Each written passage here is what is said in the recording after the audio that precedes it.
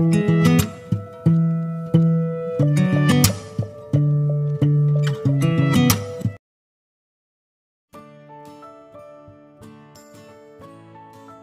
మన వీడియో పోలాల అమావాస్య వ్రత కథ గురించి. అయితే ఈ వ్రత కథ వినే ముందు నేను ఆ పోలాల అమావాస్య పూజా విధానం, అలాగే ఆ యొక్క ప్రసాదాలు ఎందుకు పెడతారని కూడా వీడియో అయితే చేశాను. అదైతే చూడండి.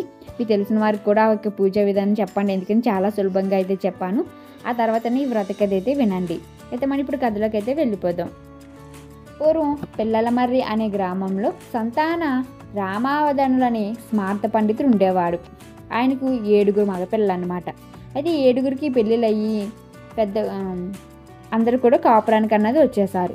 పెద్ద కోడలు 6కి పిల్లలు అయితే పుట్టారు, కానీ చిన్న కోడలు సుగునికి మాత్రం పిల్లలు పుట్టడం లేదు. అయితే పుట్టేవారు కానీ వెంటనే చనిపోతూ ఉండడం జరిగేదన్నమాట. ఇలా 6 సార్లు జరిగింది.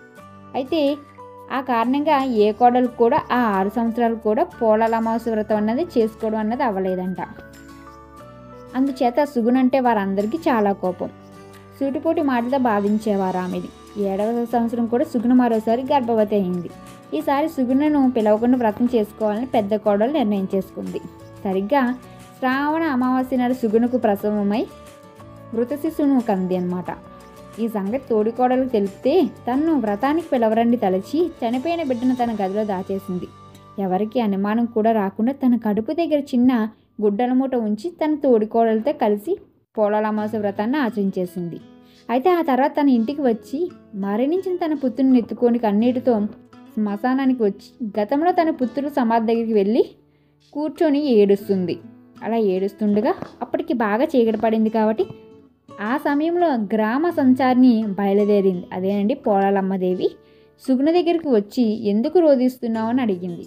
సుగుణ తన కన్నీటి కాదను యొక్క బాధ అంతా వివరించి చెప్పింది. పోలాలమ్మదేవి జాలిపడి, సుగుణ బాధపడుకు, నీ పుత్రుడు సమాధి దగ్గరికి వెళ్ళి ఏ పేర్లతో నీ పిల్లలకు పెట్టాలనుకున్నావో ఆ పేర్లతో వాళ్ళందరినీ కూడా పిలు అని చెప్పి మాయమైపోయింది. సుగుణ వెంటనే ఆ సమాధుల దగ్గరికి వెళ్ళి పుత్రులను పేరునే పిలిచింది. వెంటనే ఆ సమాధుల నుంచి ఆమె పిల్లలు సజీవంగా లేచి వచ్చేశారు.